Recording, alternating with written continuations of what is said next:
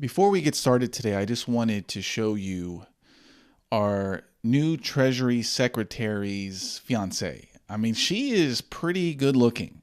And look at that smug smile on his face to have that arm candy thanks to that Goldman Sachs status that he has. I should have gone into finance. Okay, so our story today is that Michael Flynn, was the national security advisor to Donald Trump, recently resigned. Now, this is kind of a complicated thing. There's a lot of moving parts, and I took a day to really understand what was going on. So I wanted to explain what happened and then share why it's not a bad thing. So what happened was this. Michael Flynn told the Vice President, Mike Pence, that he did not discuss any possible relieving of the Russian sanctions. He didn't talk about Russia at all. And so using that information, the Vice President told the media in January how, hey, we didn't have any discussions about the sanctions, that Michael Flynn didn't talk about it. Well, it turns out that the CIA has been tapping into Flynn's phone. They say they tap into the discussions of Russian diplomats, but we know that's probably not true. So the CIA tapped into the phones, had transcripts of what was going on, and they illegally fed these transcripts to other officials, including officials that don't even work in the White House anymore, former officials. And of course, these officials, they ran to the Washington Post, which is the CIA mouthpiece. I also think that the Daily Beast is too. And here we have Pence looks bad, and then Michael Flynn has to resign. And I guess the story from his angle is Flynn said he misspoke about the conversations that he actually had. So let's now, and there's a lot of other officials that are involved, and maybe the White House Chief of Staff, Reince Priebus, was a source of the leak. Maybe he was fed some information. We don't know.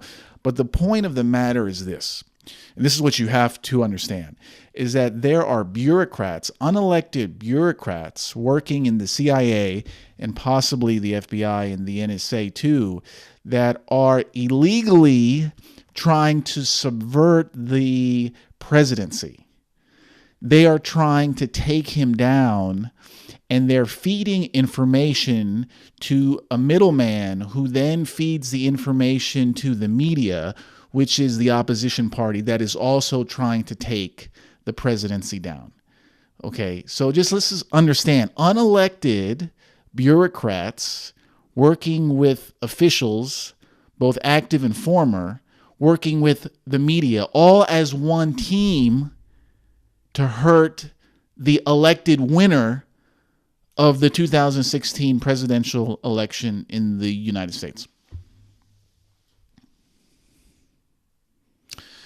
And what had the term that's used to describe unelected bureaucrats with power like this is the deep state. And the deep state are people who seek power not for you, not for the voter, not for the citizen, but themselves and the institution that they work for. The end for them is to have power for the CIA and the CIA alone. The CIA is above the United States. It's above you. It's above Trump. That's how their mode of thinking is. You know, because whenever there is an institution and that institution has a stated goal, and the stated goal is usually to serve the people, protect, and help further the goals of the nation.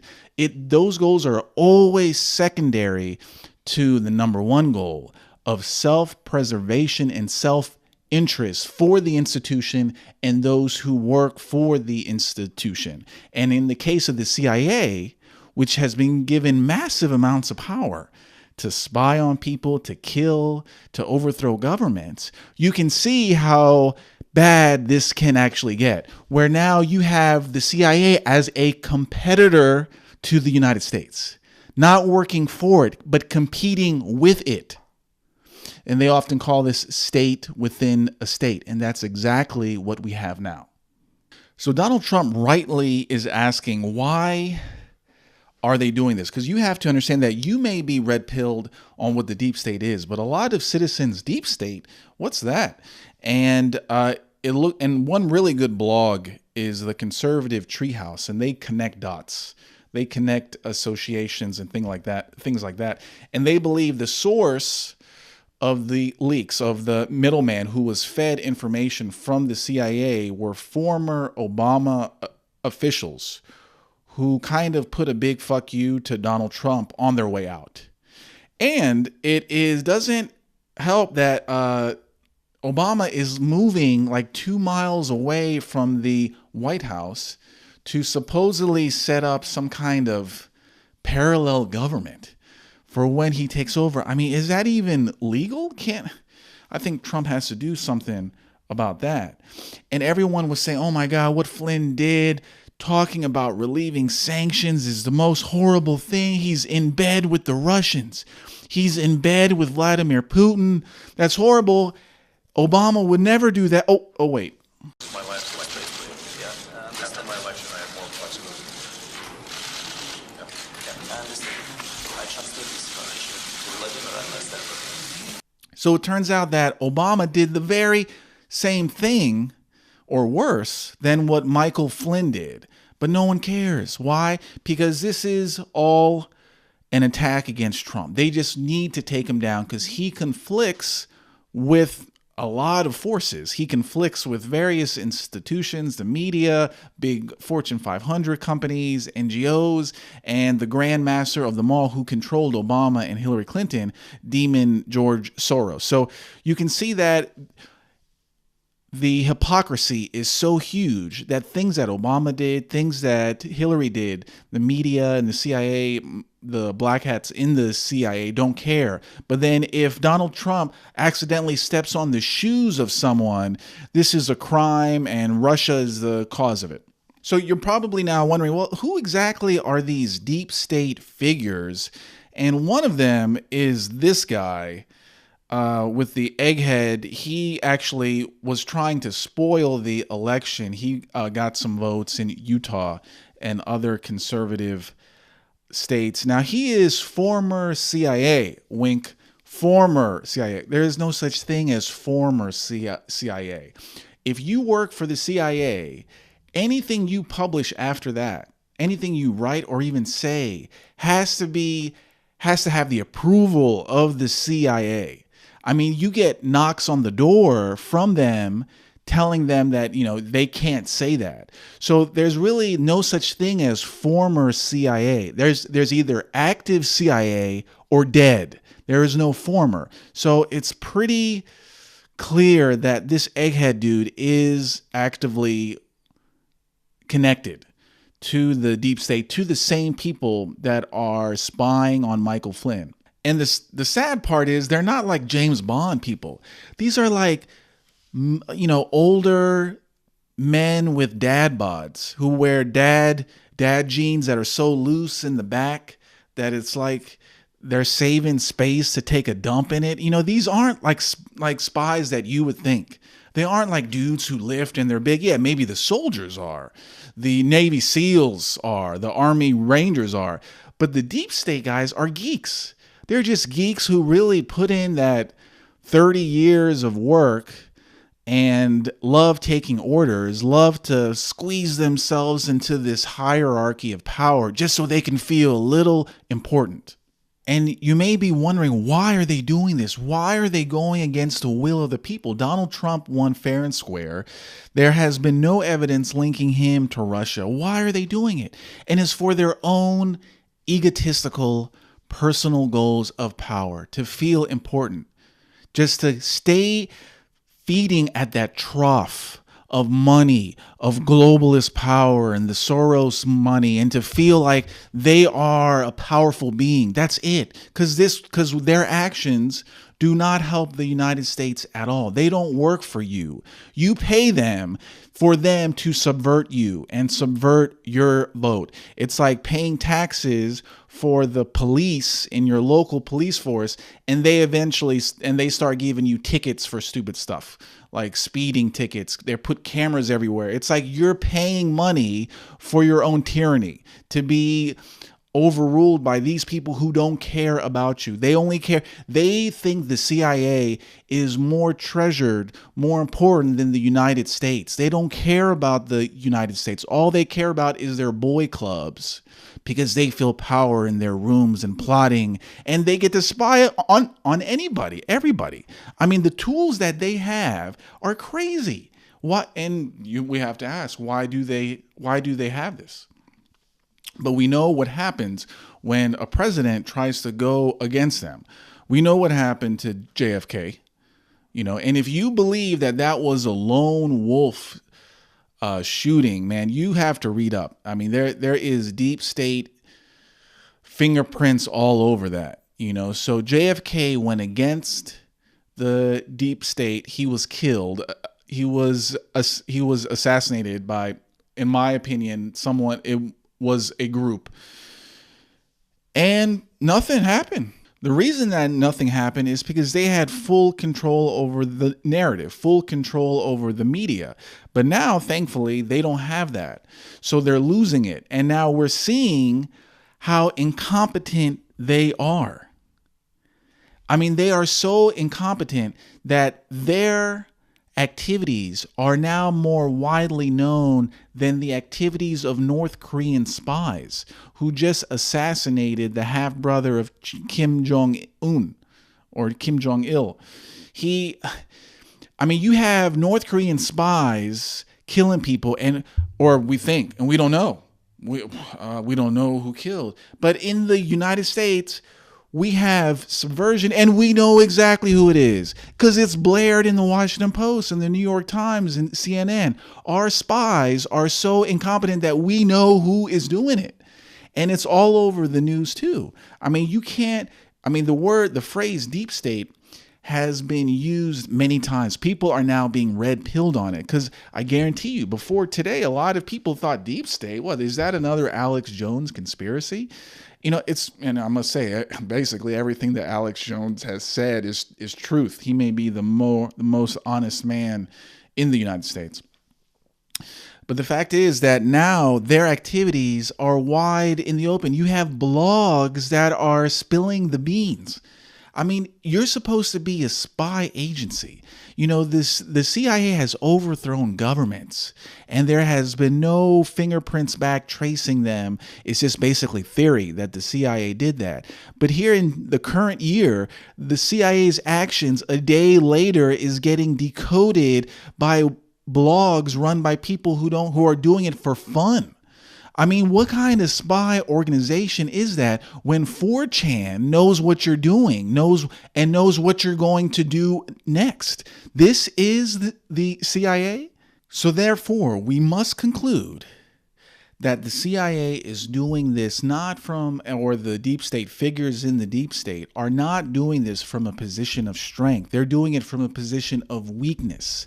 They are crapping their pants that a man who is putting the United States before their institutions are in power. And they are desperately and sloppily, worse than North Korean spies, they are just throwing like piles of turds at stuff and hoping that it hits something. That's how bad it is. I mean, I think I could do a better job if I wanted to subvert Trump. I think I could do a better job than what the CIA is doing. So they are losing. The deep state is losing. This show of force is really weakness. They are desperate. They are that wounded animal that is cornered. And of course, the wounded animal is going to get a couple bites out, but it's still wounded. It's dying. It's dying. And people are awake to it. So even if the deep state wins, what do they win? They win a country that knows who they are and what they are doing. They win a country that does not find the government to be legitimate.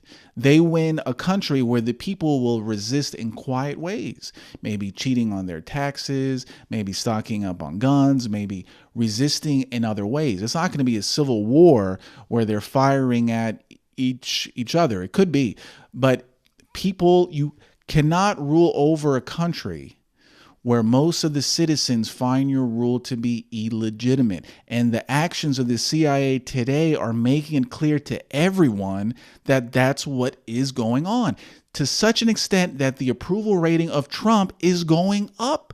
It's now 55%. I think that's the highest it's been in the past month. I think this is what they call in the CIA blowback, where, oh yeah, we got Flynn down. Oh wait, now there's articles everywhere describing what we're doing, and Donald Trump's approval is going up. Any further acts against Trump will be blamed on us instead of Russia, which we intended it to. They failed. Yeah, Flynn was a martyr. Flynn was a martyr who had to red pill millions of people that the deep state is yet another enemy against the United States. Now, I can't tell you who's going to win this. I can't tell you that Donald Trump is going to win, but I can tell you that we're now fighting an information war. It's not a war of guns. Me hitting submit on a blog or a website or on this video can do more help, can red pill more people than any guns that I can possibly own. So in terms of the information war, which is how the CIA operates, because the way they got Flynn is because they leverage information they have, thanks to the authority they have to spy on people. And that authority, as I showed, to share illegal taps is not a legal thing, but it's information. So if you can get the information out there on what they are doing, and if you can tell people what the deep state is, they already lost, because they can only win when the truth is concealed. That's the only way, because if people know, they're just going to be like, wait, why should I go along with this? And they're going to find their own way to resist against it. This is why for the longest time, globalists knew you had to manufacture consent. The people had to believe that this was a legitimate rule, a legitimate government. But they're losing the narrative. They're losing the information war to such an extent that people are getting angry at them. And the approval rating, most of the country is on Trump's side. Now, if he gets killed, they're not going to be able to sweep that assassination under the rug like they did with JFK. Now people are going to know where it's coming from. People are not going to give their consent to the people who will rule over them. And this is a big thing. This is the prelude to overthrows of government, the prelude to civil wars. I mean, this is where it goes to if the losing side doesn't accept that they will lose. So where this goes, I don't know, I think this is a great thing. I feel bad for Flynn, but overall, the fact that millions more people are seeing how the government truly works and how desperate the CIA and the deep state is, I think this will come out to be favorable on our side. So I hope you got value from this commentary, and until next time. If you like this video and are concerned about the direction our culture is headed, check out my book, Free Speech Isn't Free. It decodes the agenda of the globalist establishment through an action-packed story of what happened when they tried to shut me down, and it shares tips to prevent you from being shut down as well. I've written over 15 books, but this is by far the most powerful. Other people call it a riveting first-hand story that is extremely well-written and engaging. By far the strongest book Roosh has written to date. Highly recommended. It's a great story told well, and you learn some solid lessons from a guy who has faced the full force of the social justice mob. If you want to fully understand how the system aims to harm you, order your copy of Free Speech Isn't Free today by going to Amazon.com and doing a search on Free Speech Isn't Free, or by clicking the link below. After you read the book, be sure to drop me an email or comment to let me know what you think. Have a good one.